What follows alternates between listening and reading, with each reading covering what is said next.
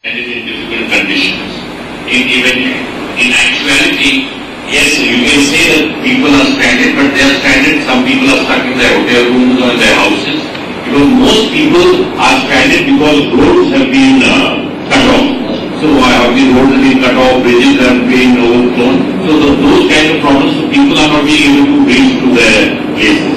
But the people who are gravely in danger, our first priority is to make them safe and secure. We are pressed in helicopters today because of weather being better. 22 helicopters have been pressed in. So we have got people, ITBP, and at this very juncture, I would like to take this time to congratulate the kind of work the military personnel and the paramilitary forces are doing, trying to evacuate all the people who have been stranded in various different conditions, not looking at their own safety in these matters, be in the waters, be in the hills. So I think the exemplary work being done by our paramilitary forces and army as well as our NRDF personnel is something that we should also look into at the moment. But we will continue to look forward and we will do whatever is possible to make sure whoever is stranded, whoever they are stranded, and the army as well as the paramilitary forces are pushing in all the people to rescue all the people who are stranded in difficult positions.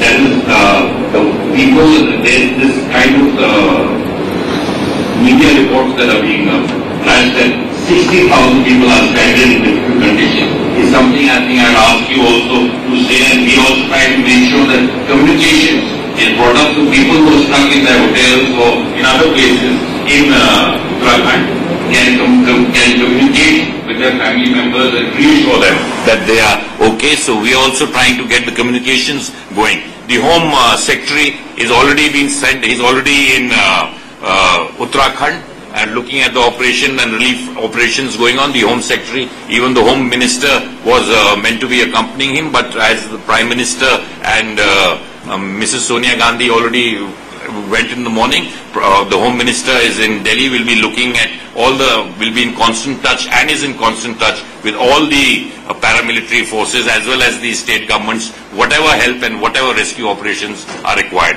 will be done.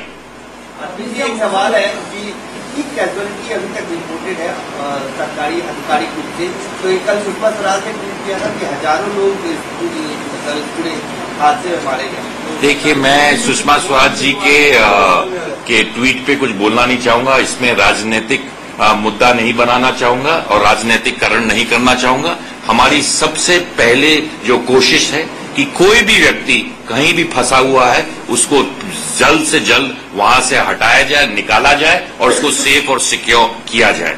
और जो हमारे पास अभी तक official tally आई है केंद्र प्रदेश सरकारों से, वहां इतने नंबर बिल्कुल नहीं है और इसलिए मैंने कहा कि मैं इसमें राजनीतिकरण नहीं करना चाहता हूं, इसको राजनीतिक दृष्टिकोण नहीं देना चाहता हूं। हम सारी पार्टियों की प्राथमिकता होनी चाहिए कि पहले जितने लोग उस इलाके में फंसे हुए हैं उन सबको निकाला जाए। हमारी प्रार्थनाएं उनके साथ है और जो भी केंद्र सरकार वहां पहुंचा पाएगी प्रदेश सरकार को मदद करने के लिए, हम वो सब चीजें मुहैया करा रहे हैं।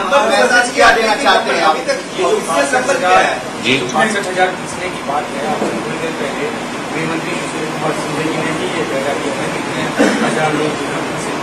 ये तो मैंने आपको बताया कि फंसे हुए का मतलब ये नहीं है कि वो पहाड़ी में फंसे हैं कि पानी में फंसे हैं। ये फिगर भी ये प्रदेश सरकार ने हमको बताया है, ये फिगर भी प्रदेश सरकार ने हमको उपलब्ध कराया है। पर प्रदेश सरकार वहां जब सब कुछ तहस नहस, कम्युनिकेशन, सड़कें तहस नहस, पुल तहस नहस हो चुके हैं, तो ये तो टूरिज्म ने बता रखा कि कम से कम 60,000 से ज्यादा लोग वहां फंसे हुए हैं। परंतु 60,000 फंसे हुए नहीं, हमें उन लोगों की प्राथमिकता है जो पहाड़ों पे फंस गए हैं या नदी के आसपास कहीं फंसे हुए, उनको निकालने के लिए 22 हेलीकॉप्टर, जैसे मैंने पहले कहा, आज मौसम बेहतर होने की वजह से ये हेलीकॉप्टर, कल आपको मैं बताना चाहूंगा कि हमने जो हेलीकॉप्टर यूज कर रहे थे उसको चेन से हमने बांध करके रखा था कि अगर आंधी तूफान तेज आएगी वो भी नहीं जा पाए। उसको चेन किया गया, तो इतनी तेज मौसम इतना खराब था कि हेलीकॉप्टर का खुद वजन को छोड़ते हुए उसने चेन तक को तोड़ के और वो हेलीकॉप्टर स्वेप्ट मीनिंग बह गया।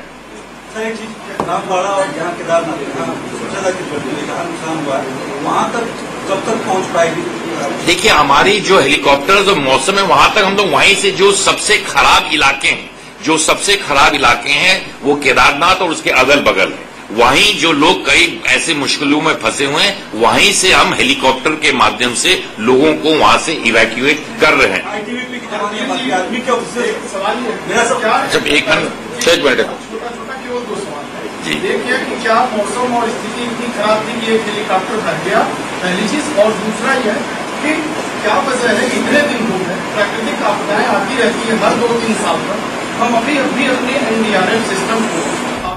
तो यहां पर एमओएस होम आरपीएन सिंह ये बताते हुए नजर आए कि उनकी पहली प्राथमिकता यहां पर यह है कि कम्युनिकेशन वहां पर काम करता रहे और जो भी लोग वहां पर स्ट्रैंडेड हैं, फंसे हुए हैं, वो अब कहीं ना कहीं हेल्पलाइन के जरिए अपने रिश्तेदारों तक जानकारी देने की कोशिश करें। लेकिन साथ ही साथ ये भी कहा, ये जो 60 से 70 हजार का आंकड़ा आ रहा है कि लोग फंसे हुए हैं, आरपीएन सिंह इसको डिनाई करते हुए नजर आए। उनका कहना था कि लोग होटल्स में हैं, घरों में हैं, लेकिन ऐसा नहीं है कि वो पहाड़ों पर फंसे हैं। वो तादाद काफी कम है और वो तादाद जो है, जो पहाड़ों पे नदी के किनारे लोग फंसे हुए हैं, वो दरअसल बिल्कुल केदारनाथ एरिया की है, जिनको बाहर निकालने की कोशिशें जोर शोर से चल रही हैं। आज मौसम मेहरबान था, इसीलिए हेलीकॉप्टर्स का भी इस्तेमाल किया गया और 22 हेलीकॉप्टर इस पूरे के पूरे प्रोसेस में लगे हुए हैं।